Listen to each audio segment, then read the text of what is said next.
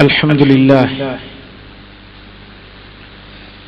لله رب العالمين والصلاة والسلام على أشرف الأنبياء والمرسلين سيد الأولين والآخرين قائد الغر المحجلين حبيبنا محمد وآله وأصحابه أجمعين.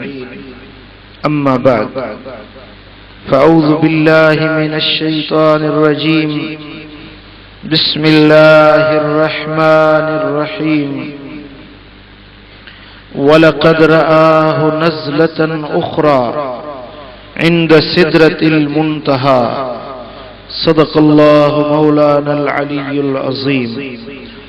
إن الله وملائكته يصلون على النبي يا أيها الذين آمنوا صلوا عليه وسلموا تسليما.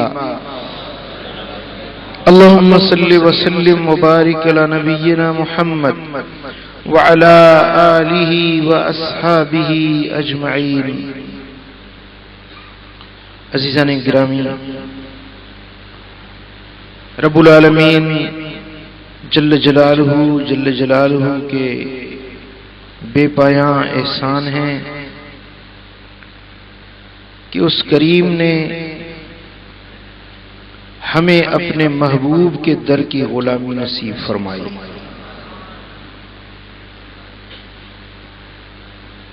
اور رب ذوالجلال سے ہم یہ التجا کرتے ہیں کہ اس غلامی میں زندگی بسر ہو جائے اور روز محشر اٹھیں تو سرکار کے در کے غلاموں کی صف میں اٹھائے جائیں. آپ نے معراج پاک کے بارے میں کافی کچھ سن رہے ہیں اور انشاءاللہ سنتے رہیں گے.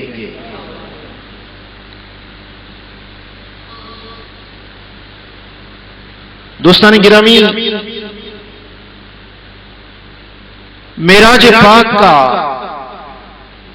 وہ عظیم سفر ہے کہ جو انسانی عقل، انسانی فہم، انسانی زاویہ سوچ سے بہت عرفہ اور اعلی سفر ہے.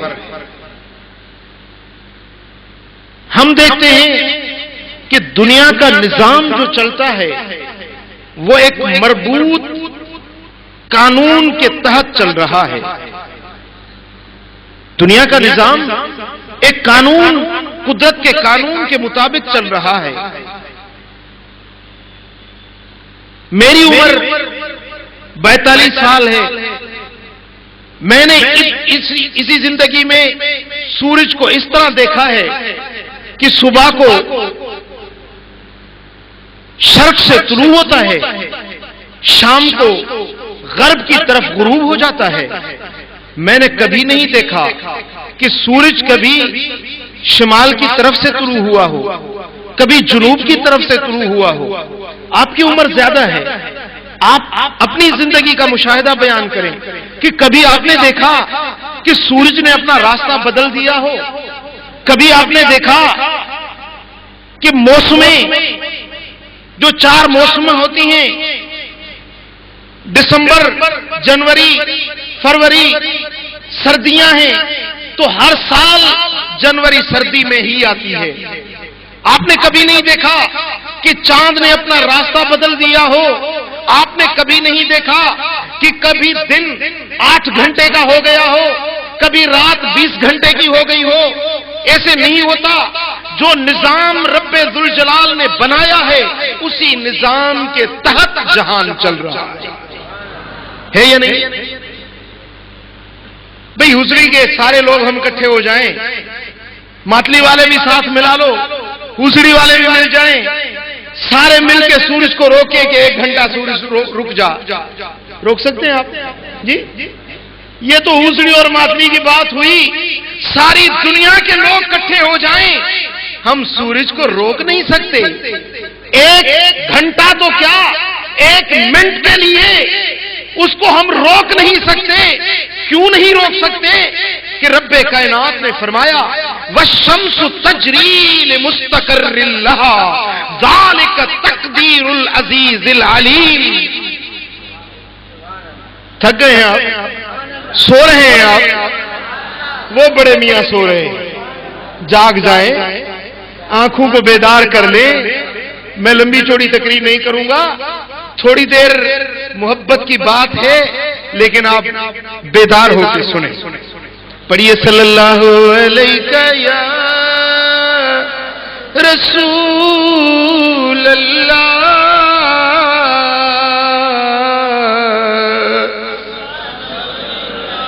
والشمس تجری لمستقر لها ذالک تقدیر العزیز العلیم۔ یہ سورج ہے جو اپنے مقررہ راستے پہ چلتا ہے، یہ غالب حکمت والے رب کی بنائی ہوئی تقدیر ہے، یہ اللہ کا بنایا ہوا قانون ہے، اس میں کوئی انسان تبدیلی کر نہیں سکتا۔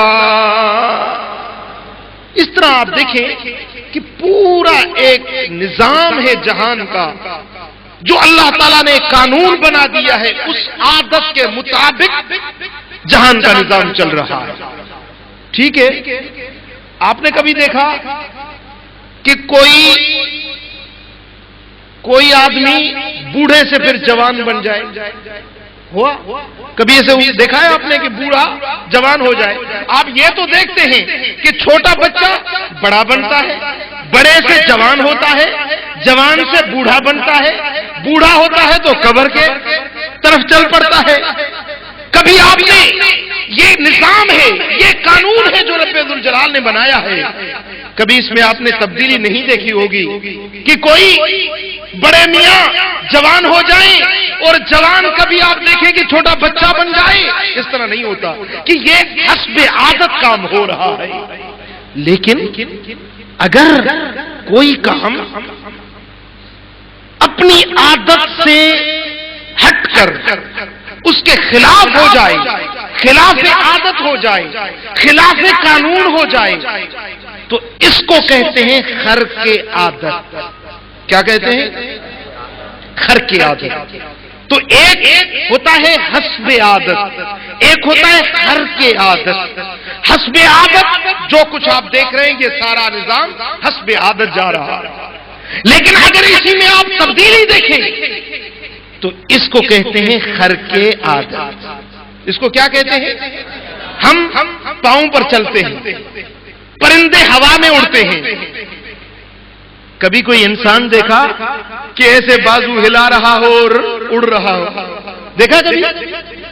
لیکن اگر کوئی انسان ہو کر اڑنے لگے تو اس کو آپ حسب عادت نہیں کہیں گے، اس کو آپ خرق عادت کہیں گے۔ ٹھیک ہے، بات سمجھ میں آ گئی؟ آپ نے دیکھا اپنی زندگی میں، آپ نے مشاہدہ کیا کہ کسی کو چوٹ لگ جائے تو جسم سے کیا نکلتا ہے؟ خون نکلتا ہے۔ کبھی آپ نے دیکھا کہ کسی نے ایسے انگلیاں کھولی ہو اور اس میں سے ادھر سے پھلیلی بہ نکلے، ادھر سے پنجاری بہ نکلے، ادھر سے لائن چینل بہ نکلے، انگلیوں سے نہریں بہ نکلے؟ کبھی آپ نے دیکھا ہے ایسے؟ نہیں دیکھا۔ خون تو نکلتا ہے، یہ حسب عادت بات ہے، لیکن اس انگلیوں سے اگر پانی کی نہریں بہ نکلیں تو اس کو خرق عادت کہتے ہیں۔ ارے دنیا والوں، میرے مدینے والے آقا جب انگلیاں سیدھی کرتے ہیں تو 5 نہریں بہ نکلتی ہیں، یہ میرے آقا کی خرق عادت۔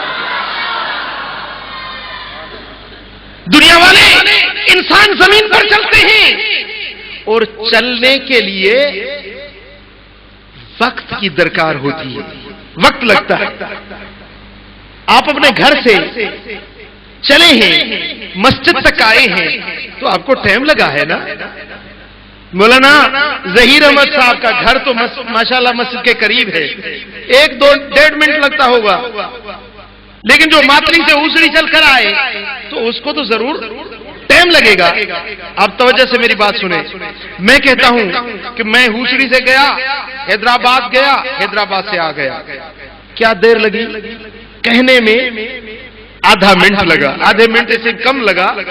میں حیدرآباد گیا، حیدرآباد گھوم کر واپس آ گیا، آدھا منٹ لگتا ہے، لیکن جانے والے کو پتا چلے گا کہ کتنا ٹائم لگتا ہے۔ بات کرنے میں ٹائم نہیں لگتا، اور اس کام کو عملی طور پر کرنے میں ٹائم لگتا ہے۔ جانے کا ٹائم، پھر واپس آنے کا ٹائم، سیر کرنے کا ٹائم۔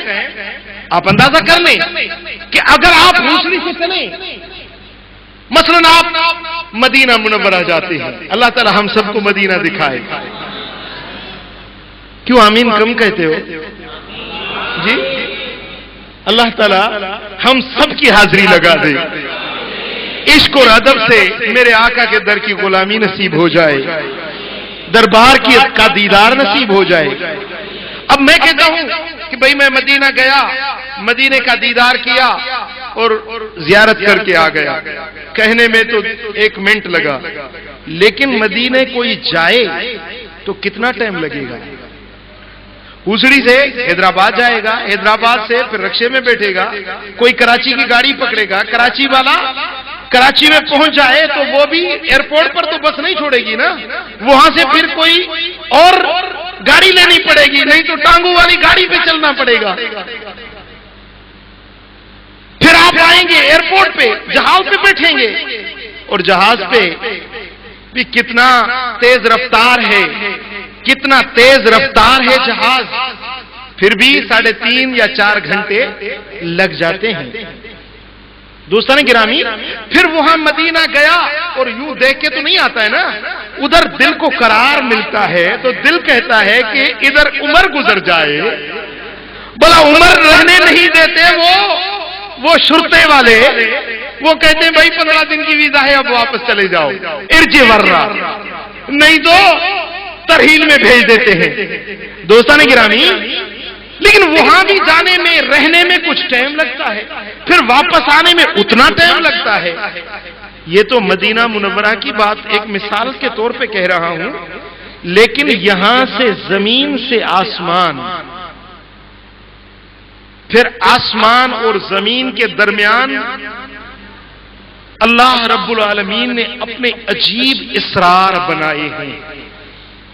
آگ کے کرے ہیں، آگ، یہ دنیا والی آگ ہے نا، اس سے 1000 گنا زیادہ گرم اور تپش والی آگ، اس کا اتنا تہ ہے کہ 200 برس تک آدمی چلے تو وہ آگ کا کرہ ہے۔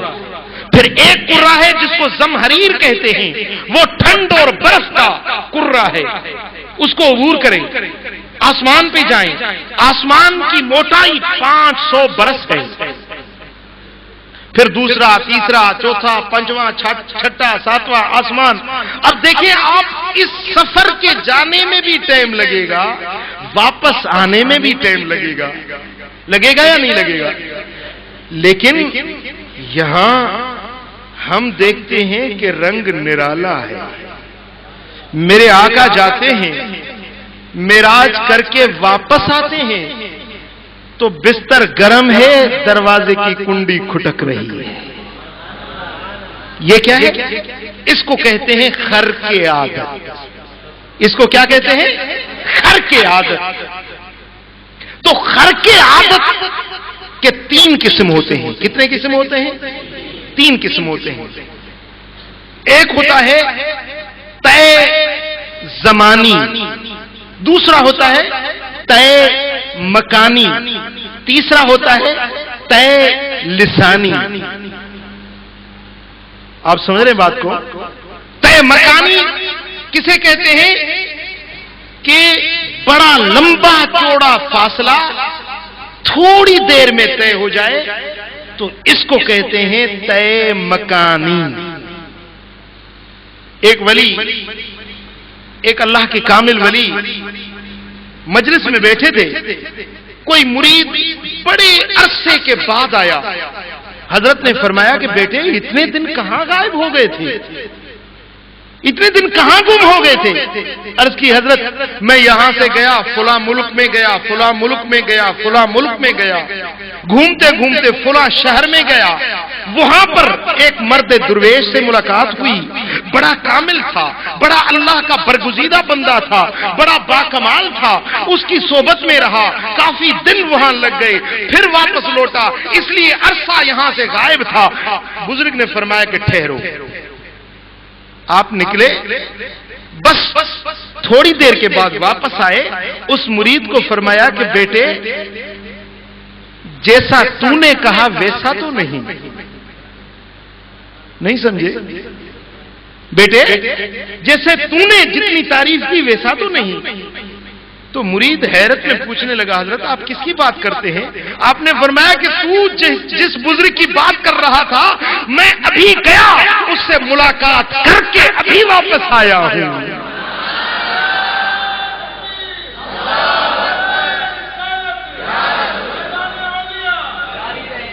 عزیزان گرامی، یہ جانا، یہ واپس آنا، یہ ملاقات کرنا، اس کو کہتے ہیں طے مکانی۔ کیا کہتے ہیں؟ طے مکانی۔ پیارے دوستو، ایک اللہ کے ولی، اللہ کے کامل ولی اپنے مرید سے فرماتے ہیں کہ بیٹے یہ میری شلوار تو دھو کے لے آؤ، میری شلوار دھو کے لے آؤ، رات آدھی رات ہو رہی ہے، باہر بڑی شدید بارش ہو رہی ہے، بارش کی آواز، جس طرح بارش گرتی ہے تو ایک آواز ہوتا ہے، وہ آواز سنائی دے رہی ہے، بڑی شدید طوفانی بارش ہو رہی ہے، اور مرشد فرماتے ہیں کہ بیٹے میری شلوار دھو کے لے آؤ۔ اب کوئی ایسا ویسا مرید ہوتا تو کہتا کہ حضرت آپ بھی کمال کرتے ہیں، رات آدھی ہو رہی ہے، میں کہاں دھوؤں گا، کہاں سکھاؤں گا، ادھر بارش پڑ رہی ہے۔ لیکن مرید نے کہا کہ مرشد کا فرمان ہے ماننا پڑے گا، اس میں بھی کوئی راز ہوگا۔ وہ شلوار لے لی، باہر نکلے، کٹیا کے دروازے سے باہر نکلتے ہیں تو دوپہر کے 12 بج رہے ہیں، بڑی شدید دھوپ اور گرمی ہو رہی ہے۔ تالاب پہ گئے، شلوار کو دھویا، سکھایا، واپس لوٹا، کٹیا کے دروازے سے اندر داخل ہوا، وہی آدھی رات ہو رہی ہے، باہر زبردست بارش ہو رہی ہے۔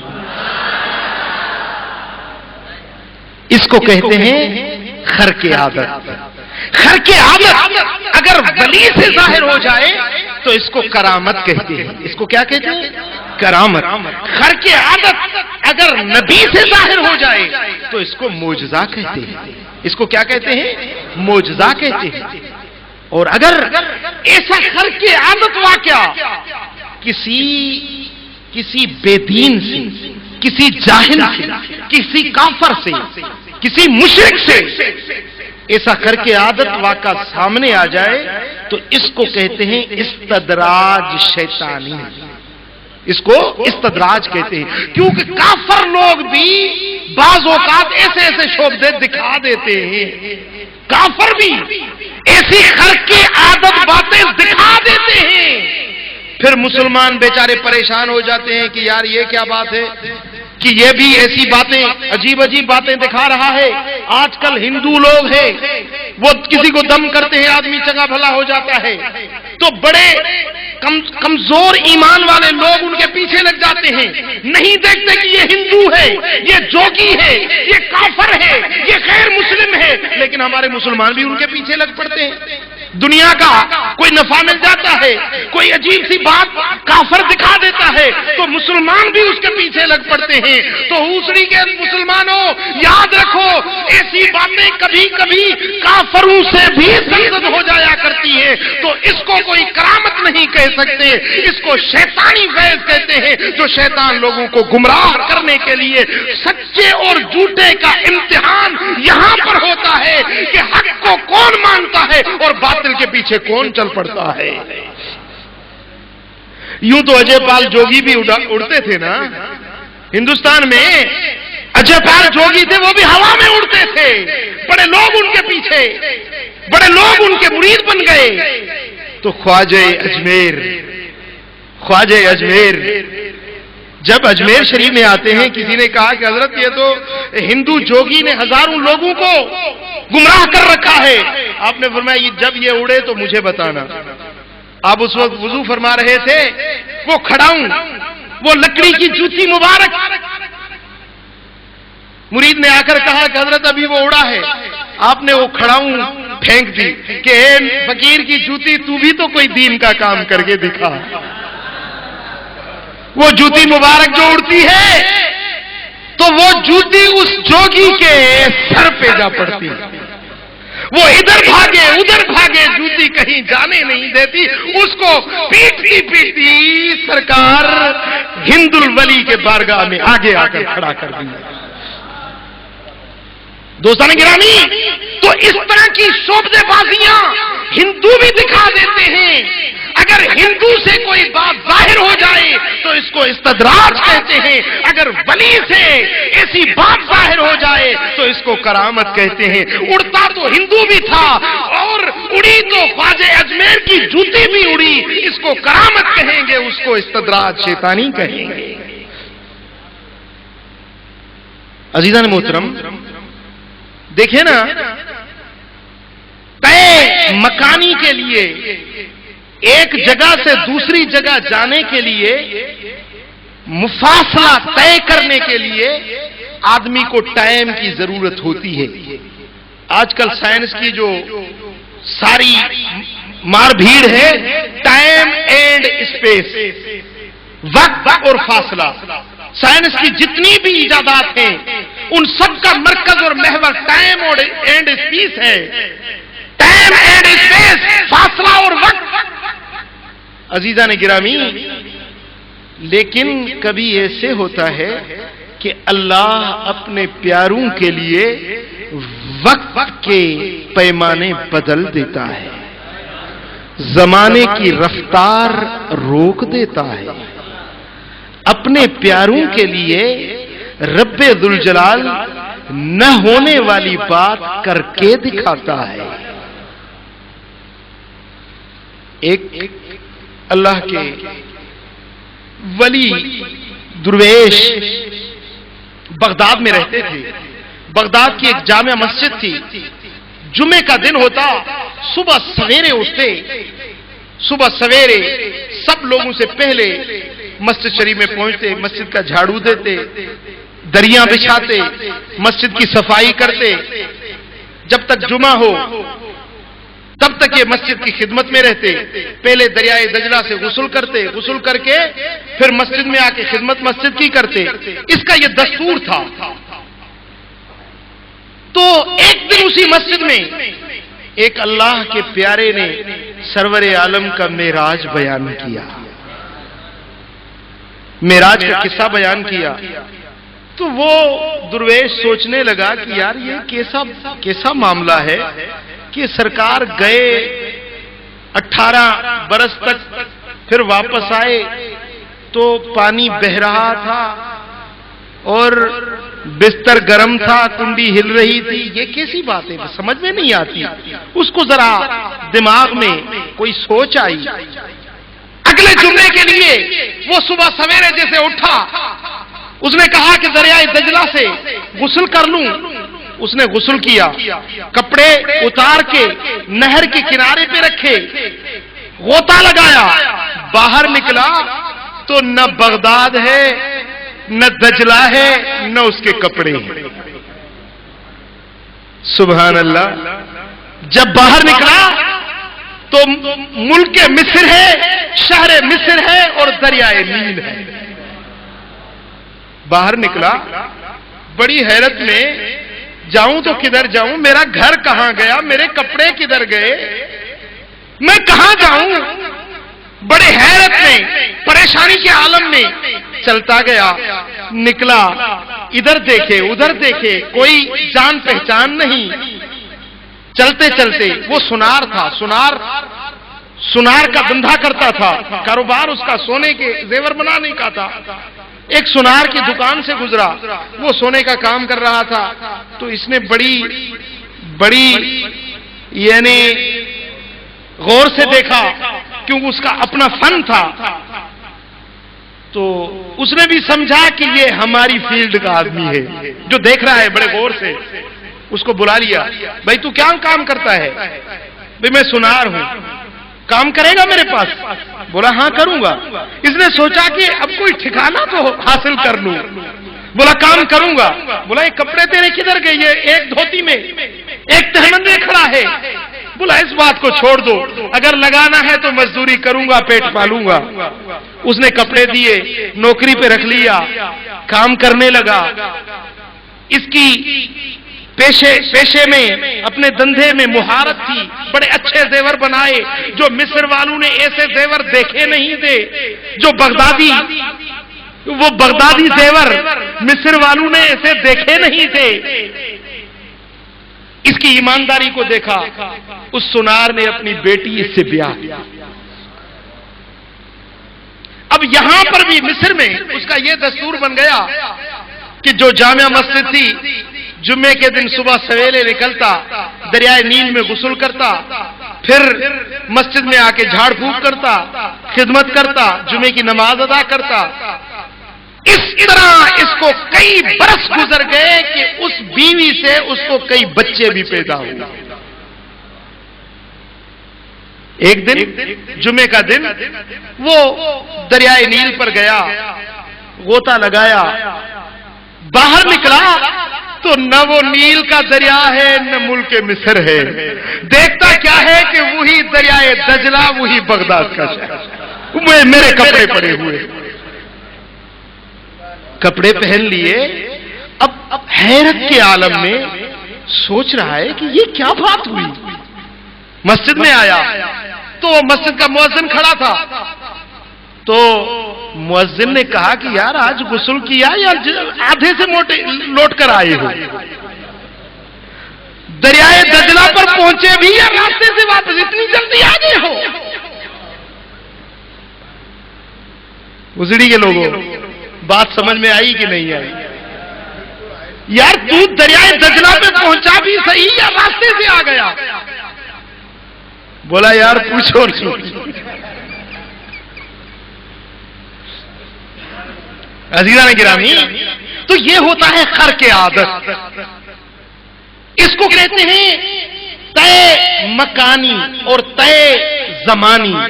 جو زیادہ زمانہ تھوڑا وقت لگے، تھوڑے وقت میں زیادہ زمانہ سمٹ کر یکجا ہو جائے، اس کو کہتے ہیں طے زمانی۔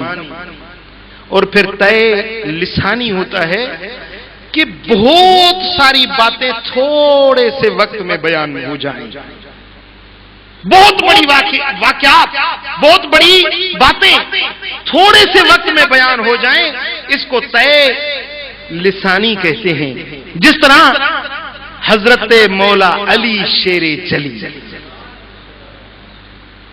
حضرت سیدنا حیدر کرار رضی اللہ تعالی عنہ جب اپنے گھوڑے پر سوار ہوتے تو گھوڑے کے رکاب میں ایک پاؤں ڈالتے اور قرآن مجید کی تلاوت شروع کرتے، اور سیدھے ہو کر بیٹھتے، دوسرے پاؤں دوسرے رکاب میں ڈالتے تو 30 پارے قرآن کے ختم ہو چکے ہوتے۔ اس کو طے لسانی کہتے ہیں۔ کیا کہتے ہیں؟ طے لسانی کہتے ہیں۔ عزیزان گرامی، میرے آقا کا سفر معراج سرتاپا خر کی عادت ہے کہ اسی ایک سفر میں طے لسانی بھی ہے، طے مکانی بھی ہے اور طے زمانی بھی ہے۔ دوستان گرامی، میرے آقا کے لیے رب ذوالجلال نے زمانے کو کشادہ کر دیا، زمانے والوں کے لیے، دنیا والوں کے لیے رب ذوالجلال نے زمانے کی رفتار کو ایک جگہ پہ روک لیا۔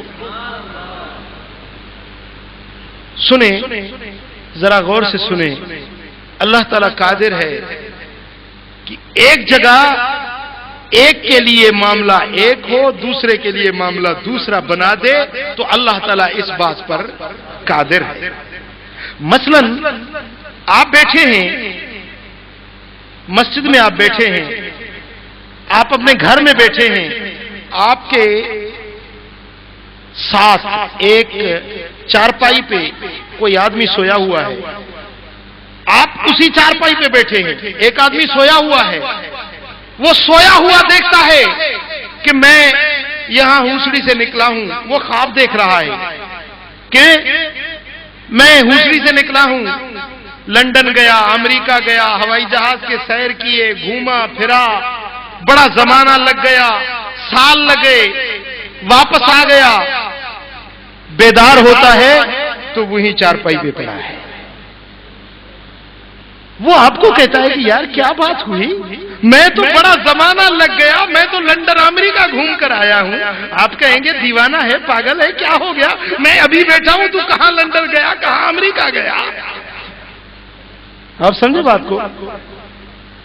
یہ تو خواب کی بات ہے کہ خواب میں اس کی روح گئی، کہیں کہیں کے سیر کر کے آئی، اس کو بڑا زمانہ لگ گیا، اس کو سال لگ گئے، آپ یہاں بیٹھے ہیں، آپ کی روح کے لیے وہ چند گھڑیاں گزری ہیں، اس کی روح کے لیے وہ سال گزر گئے ہیں۔ رب ذوالجلال اس بات پر قادر ہے کہ ایک کے لیے زمانے کو سمیٹ دے، ایک کے لیے زمانے کو کشادہ کر دے۔ یہ تو اس کے خواب والے کے روح کی بات ہے، لیکن جب میرے آقا کی بات آ جائے تو دنیا والے انسانوں تو انسان تو عام ہیں، نبیوں کے ارواحوں کے مقامات جہاں انتہا پر پہنچتے ہیں، وہاں سے میرے آقا کے جسم پاک کا مقام شروع ہوتا ہے۔ اگر آقا کے جسد عنبری کا یہ مقام ہے تو ان کی روح پاک کا کیا عالم ہوگا۔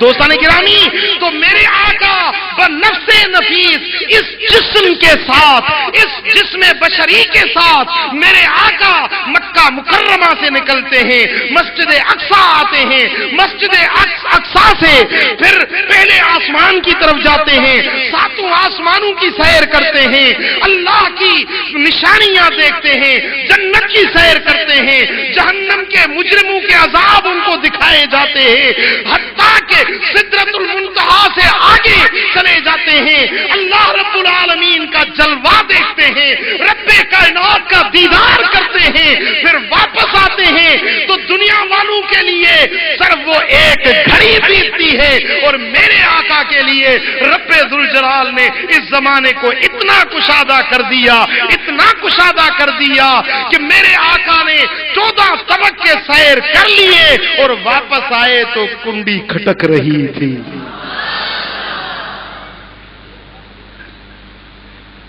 دوستان گرامی، یہ مقام ہے تو میرے آقا کا مقام ہے، یہ درجہ ملا تو میرے آقا کو ملا۔ پیارے دوستو، اس پیارے نبی جیسا درجہ اور مقام آج تک نہ کسی کو مل سکا نہ مل سکے گا۔ پڑھیے صلی اللہ علیہ یا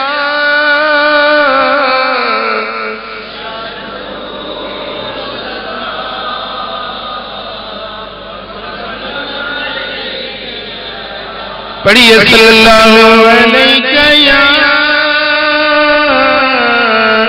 رسول اللہ۔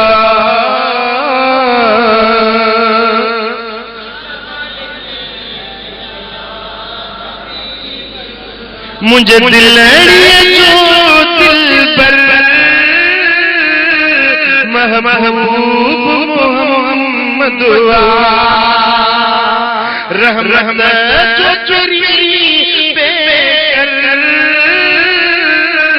محبوب محمد قرآن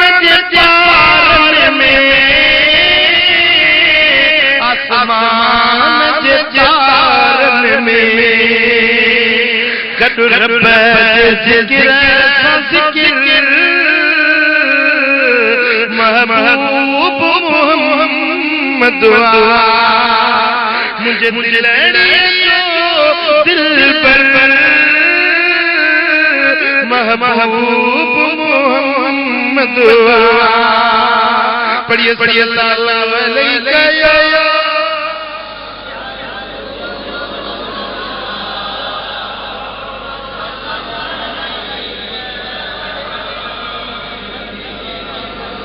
اب لوگ اپنے اوپر قیاس کرنے لگتے ہیں کہ یار میں جو ایسا نہیں کر سکتا تو دوسرا بھی کس طرح ایسے کر سکے گا.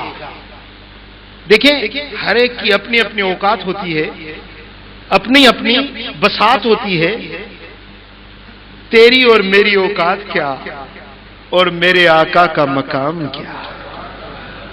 بلا تشبیہ بلا مثال ایک بات عرض کرتا ہوں کہ ہمارے دادو کے علاقے میں ایک بزرگ گزرے ہیں حضرت گاجی شاہ رحمت اللہ علیہ.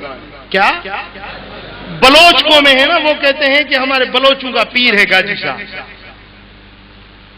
تو ایک بیچارہ بلوچ وہ حضرت گاجی شاہ کے دربار پہ گیا. اس بیچارے غریب نے، براڑی کا آدمی، اس نے شیشہ کبھی دیکھا نہیں تھا، آئینہ کبھی دیکھا نہیں تھا، اس نے آئینہ کبھی دیکھا نہیں تھا.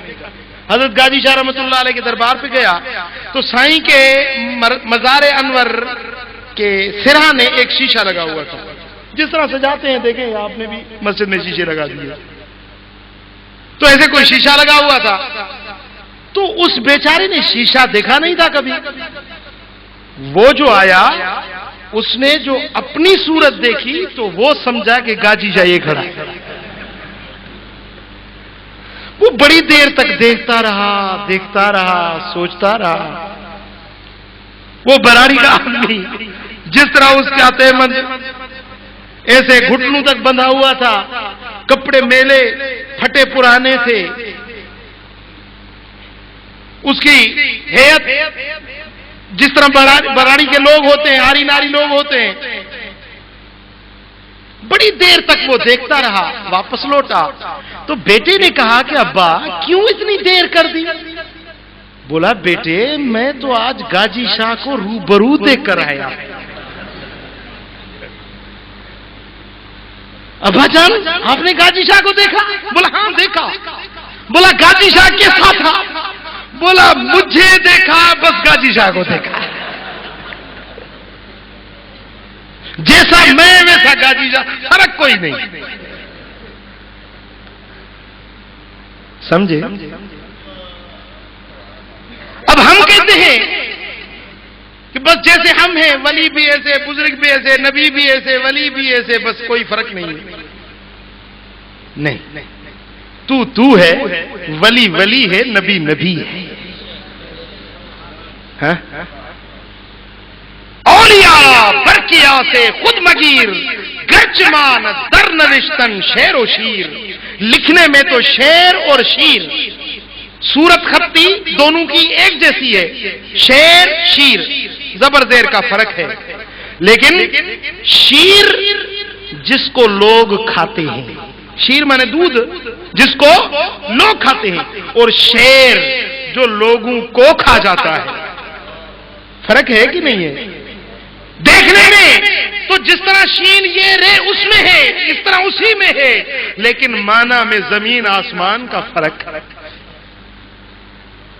تو اللہ کے پیارے ولی، اللہ کے برگزیدہ بندے یا اللہ کے نبی، وہ بظاہر تو بشریت کے لباس میں آئے، لیکن تیری میری بشریت اور ہے، ولی اور ہے، نبی اور ہے. یہ میرے آقا کی شان ہے کہ جن آنکھوں سے مخلوق کو دیکھتے ہیں ان آنکھوں سے اپنے معبود کا جلوہ دیکھتے ہیں. اور جب حضور نے اعلان کیا کہ میں نے اپنے رب کو دیکھا، میں نے معراج کیا، تو لوگوں نے اعتراض کیا کہ یہ کس طرح ہو سکتا ہے؟ تو رب ذوالجلال نے فرمایا افتمارونہ علی ما یری، جو میرا محبوب دیکھ کر آیا ہے تم اس بات پر اس سے جھگڑتے ہو کہ کس طرح دیکھا ہوگا. میں رب اعلان کرتا ہوں کہ ایک مرتبہ نہیں وَلَقَدْ رَآهُ نَزْلَةً أُخْرَى، میرے محبوب نے تو وہ جلوہ دوسری مرتبہ بھی دیکھا تھا.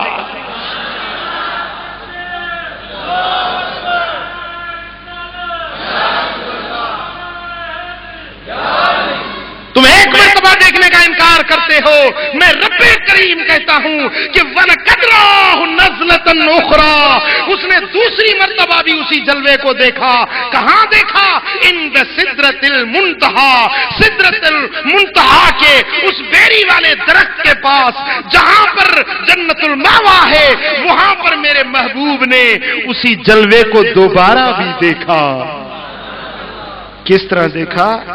ما زاغ البصر وما طغى، کہ آنکھ ٹیڑھی نہ ہوئی، آنکھ نے حد سے تجاوز نہ کیا، ادب کے ساتھ آنکھیں مصطفیٰ کی تھی اور جلوہ رب ذوالجلال کا تھا. تو میرے آقا نے اس وقت بھی اپنی امت کو یاد فرمایا. اپنی امت کے لیے جب رب کائنات نے فرمایا کہ محبوب مانگو، کیا مانگتے ہو، تو سرور عالم نے اس غلاموں کو، اپنی امت کو وہاں بھی یاد فرمایا. تو حوصڑی کے لوگوں، کیا ہمارے اوپر بھی کوئی حق بنتا ہے یا نہیں بنتا کہ اس محبوب نے رب ذوالجلال میں ہماری شفاعت، ہماری سفارش کی، ہر جگہ پہ ہمیں یاد کیا. کہ صحیح مسلم کی حدیث ہے کہ ایک مرتبہ میرے آقا 3 دن 3 راتیں اپنی امت کے لیے روتے رہے، دعائیں مانگتے رہے کہ رب ذوالجلال نے فرمایا کہ میرے محبوب تو اتنا کیوں روتا ہے کہ 3 دن بیت گئے، محبوب تو روتا ہی رہا ہے، کیا ماجرا ہے؟ کیا فرما؟ میرے محبوب تو عرض کر میں سنوں گا، تو التجا کر میں قبول کروں گا. تو رب ذوالجلال کی خدمت پاک میں میرے محبوب نے عرض کی کہ میرے مولا مجھے میری امت بخش دے، میری امت بخش دے. تو میرے آقا نے امت کے لیے سفارش کی.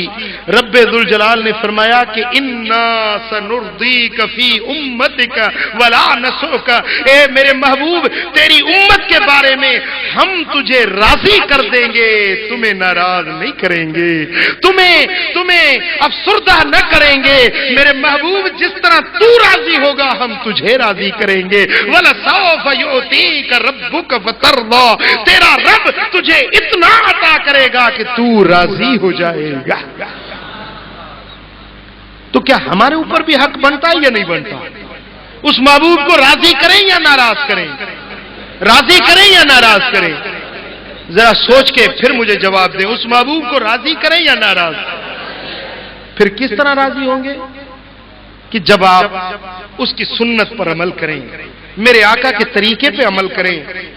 آپ کفار کے طریقے کو نہ اپنائیں، ہندوؤں کے طریقے کو نہ اپنائیں. طریقہ اپنائیں تو میرے مدینے والے آقا کی سنت والا طریقہ اپنائیں. نماز 5 وقت پڑھیں، اللہ کا ذکر کریں، شریعت کی تابعداری کریں، میرے آقا کی سنت پر عمل کریں. ایک بادشاہ کے وزیر تھے، وہ داڑھی منڈا رہے تھے، اپنی داڑھی منڈا رہے تھے. تو ایک عالم ربانی، اللہ کے صالح عالم وہاں سے گزرے. تو اس عالم نے کہا کہ ریش میں تراشی، داڑھی منڈاتے ہو؟ تو اس وزیر نے کہا کہ ریش خود می تراشم و دل کسیرا نمی آزارم، اپنی داڑھی منڈاتا ہوں، کسی اور کو تو ایذا نہیں دیتا. میری داڑھی ہے، خود اپنی داڑھی منڈوا رہا ہوں، کسی اور کو تو ایذا نہیں دیتا ہوں. تو اس عالم نے کہا کہ ریش خود می تراشی و دل حضرت محمد الرسول اللہ می آزاری. ارے داڑھی اپنی مڈھاتا ہے لیکن دل میرے محبوب کی روزے اطہر میں ناراض کرتا ہے کہ اس کی سنت کو تو ختم کر رہا ہے، میرے محبوب کی دل کو ناراض کر رہا ہے. تو اس عالم کے اس الفاظ نے اتنا اثر کیا دیا کہ وزیر نے اس حجام کو کہا کہ بند کر اپنا استرا، یہ عالم سچ کہتا ہے، آج کے بعد میں اپنی داڑھی کو کبھی نہیں منڈاؤں گا کہ میرے محبوب کی یہ پیاری سنت ہے۔ آپ دیکھیں نا، توجہ سے سوچ کے مجھے جواب دیں کہ آپ نے ایک درخت لگایا ہے، آپ نے ایک درخت لگایا ہے، اس کو آپ پانی دیتے ہیں، اس کی خدمت کرتے ہیں، اس کی پالنا کرتے ہیں، جب وہ درخت تناور ہو جائے، اس کی چھاؤں ہوتی، آپ کتنے خوش ہوتے ہیں، یار میں نے جو درخت لگایا ابھی الحمدللہ وہ پھل سے لدا ہوا ہے، آپ کی دل خوش ہوتی ہے اس درخت کو دیکھ کر۔ اب کوئی آدمی آئے اور کلہاڑا لے کر اس درخت کو کاٹنے لگے تو آپ کو دکھ ہوگا یا نہیں ہوگا؟ ہوگا یا نہیں ہوگا؟ آپ کی فصل کھڑی ہے، کوئی آدمی آتا ہے اس فصل کو کاٹتا ہے، آپ کو دکھ لگے گا یا نہیں لگے گا؟ آپ کہیں گے یار کیسا ظالم آدمی ہے، میں نے اس درخت کو لگانے پر کتنی محنت کی ہے، اس فصل کے لیے میں نے کتنی محنت کی ہے، میں نے راتوں کو جا کر اس کو پانی دیا ہے، میں نے اس کو بڑی محنتوں کے ساتھ یہ فصل تیار کی ہے، اب یہ میری فصل کو کاٹ رہا ہے، نقصان کر رہا ہے، آپ کے دل کو دھچکا لگے گا، آپ کو افسردگی اور دکھ پہنچے گا۔ دوستان گرامی، یہ دین بھی میرے آقا کا لگایا ہوا درخت ہے، ہاں؟ اور میرے آقا نے اس درخت کو کس طرح آباد کیا کہ لوگ سوتے تھے، میرے آقا اپنے آنکھوں سے آنسو بہاتے تھے، رو رو کر اپنے آنسوؤں سے اس دین والے درخت کی آبیاری کی، ہاں؟ اور پھر غزوہ بدر میں دیکھیں، غزوہ احد میں دیکھیں کہ صحابہ کرام اہل بیت اطہار کے پاک لہو کے ساتھ اس دین والے درخت کی آبیاری کی جا رہی ہے۔ میدان کربلا پر نظر کریں کہ اس دین والے درخت کے لیے معصوم علی اصغر کا خون بہایا جا رہا ہے، اس دین کے لیے علی اکبر قربان کیا جا رہا ہے، اس دین کے لیے دوش پیمبر کے سوار حضرت امام حسین کو شہید کیا جا رہا ہے، امام حسین کے پاک لہو پر اس دین کے درخت کو آباد کیا گیا۔ اب مسلمان کہلانے والا اس دین کے درخت کو کاٹ رہا ہے، سچ بتائیں کہ مدینے والے آقا راضی ہوں گے یا ناراض ہوں گے؟ خوش ہوں گے یا ناخوش ہوں گے؟ اگر میرے آقا کو راضی کرنا چاہتے ہو تو سرور عالم کی سنت پر عمل کرو، اتباع سنت کرو، فرما برداری کرو، 5 وقت نماز پڑھو، جھوٹ نہ بولو، حرام مت کھاؤ، ناجائز چیز کے قریب نہ جاؤ، رشوت نہ لو، سود نہ کھاؤ، ناجائز مال اپنے گھر میں نہ لاؤ، اپنے بچوں کو حلال روٹی کھلاؤ، جس کمپنی میں نوکری کرتے ہو، سرکاری ہے یا غیر سرکاری، آپ نوکری کرتے ہو، تنخواہ لیتے ہو تو اپنی پوری ایمانداری کے ساتھ اپنی ڈیوٹی ادا کیا کرو۔ اس طرح نہیں کہ ہفتے میں جا کر ایک مرتبہ ساری سائن کر دو، جس طرح آج کل ماسٹر لوگ کرتے ہیں کہ ہفتے میں ایک دن گئے، سارے ہفتے کی صحیح کر دی، کچھ تو مہینے میں ایک مرتبہ جا کر سائن کر کے آتے ہیں، پھر آدھا کھلاتے ہیں کلرک کو اور آدھا آپ کھاتے ہیں۔ حلال روزی کھاؤ دوستان گرامی، حلال روزی میں برکت ہوتی ہے، حرام کمائی سے بچو، اپنے بچوں کو حلال کھلاؤ تو اللہ راضی، اس کا حبیب راضی ہو جائے۔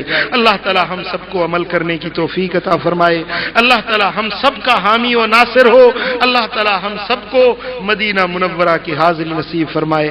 آخر دعوانا ان الحمدللہ رب العالمین۔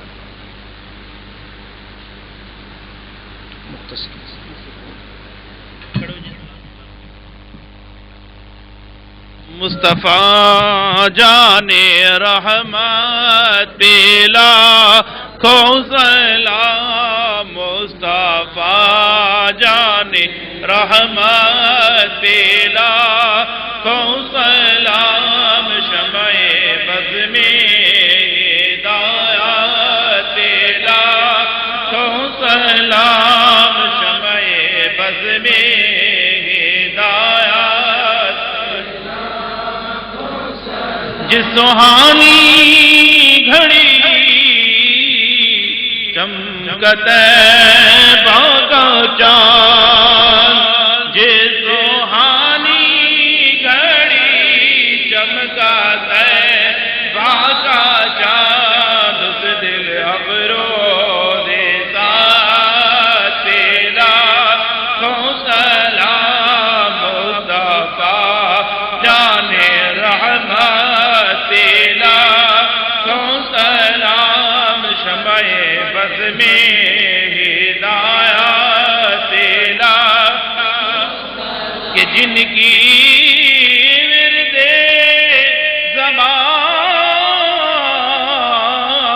امتی امتی، جن کی ورد زبان امتی امتی، ایسے آقا کی شفقت تیرا کو سلام